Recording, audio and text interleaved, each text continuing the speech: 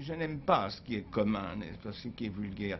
Je veux dire qu'une prison est une chose distinguée, parce que l'homme y souffre, n'est-ce pas? Tandis que la fête à Neuilly est une chose très vulgaire, parce que l'homme s'y réjouit. C'est ainsi la condition humaine.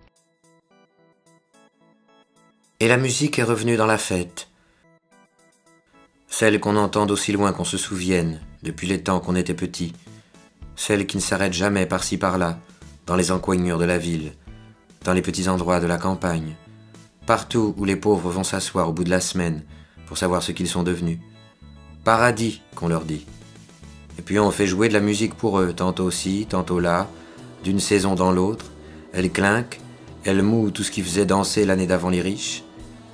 C'est la musique à la mécanique qui tombe des chevaux de bois, des automobiles qui n'en sont pas, des montagnes pas russes du tout et du tréteau du lutteur qui n'a pas de biceps et qui ne vient pas de Marseille, de la femme qui n'a pas de barbe, du magicien qui est cocu, derrière le tir dont les œufs sont vides. C'est la fête à tromper les gens du bout de la semaine. Et on va la boire, la canette sans mousse. Mais le garçon, lui, pue vraiment de la laine sous les faux bosquets. Et la monnaie qu'il rend contient des drôles de pièces. Si drôles qu'on n'a pas encore fini de les examiner des semaines et des semaines après, et qu'on les refile avec bien de la peine, et quand on en fait la charité. C'est la fête, quoi. Faut être amusant quand on peut, entre la faim et la prison, et prendre les choses comme elles viennent. Puisqu'on est assis, faut déjà pas se plaindre. C'est toujours ça de gagner. On revoit de tout dans les fêtes. C'est des renvois de joie, les fêtes. Depuis le temps, elles avaient dû revenir se promener les foules dans la grande allée de Saint-Cloud. Des promeneurs. La guerre était bien finie. Au fait, était-ce toujours le même propriétaire au tir? Est-ce qu'il est revenu de la guerre, celui-là? Tout m'intéresse. J'ai reconnu les cibles. Mais en plus, on tirait à présent sur des aéroplanes. Du nouveau. Le progrès. La mode. La noce y était toujours, les soldats aussi, et la mairie avec son drapeau. Tout en somme. Avec même bien plus de choses encore à tirer qu'autrefois. Mais les gens s'amusaient bien davantage dans le manège aux automobiles. Des inventions récentes, à cause des espèces d'accidents qu'on n'arrêtait pas d'avoir là-dedans, et des secousses épouvantables que ça vous donne dans la tête et aux tripes. Il en venait sans cesse d'autres ahuris et gueulailleurs pour se tamponner sauvagement et retomber tout le temps en vrac à se démolir la rate au fond des baquets. Et on ne pouvait pas les faire s'arrêter. Jamais ils ne demandaient grâce, jamais ils ne semblaient avoir été aussi heureux.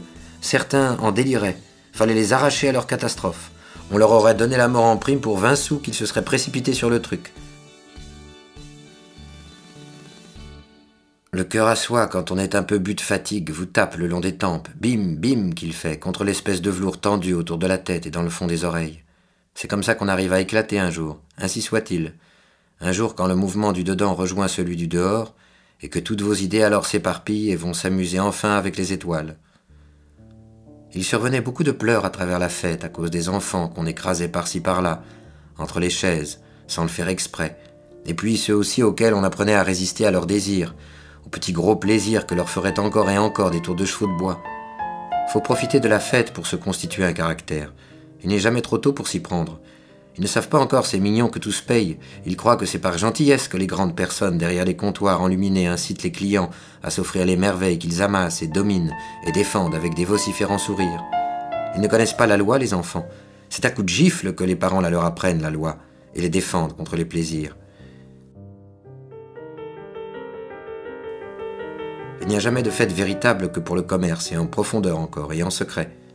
C'est le soir qu'il se réjouit le commerce, quand tous les inconscients, les clients, ces bêtes à bénéfices sont partis, quand le silence est revenu sur l'esplanade, et que le dernier chien a projeté enfin sa dernière goutte d'urine contre le billard japonais. Alors les comptes peuvent commencer. C'est le moment où le commerce ressent ses forces et ses victimes, avec des sous. Vers les dernières heures de cette même soirée, tout est devenu assez net autour de nous.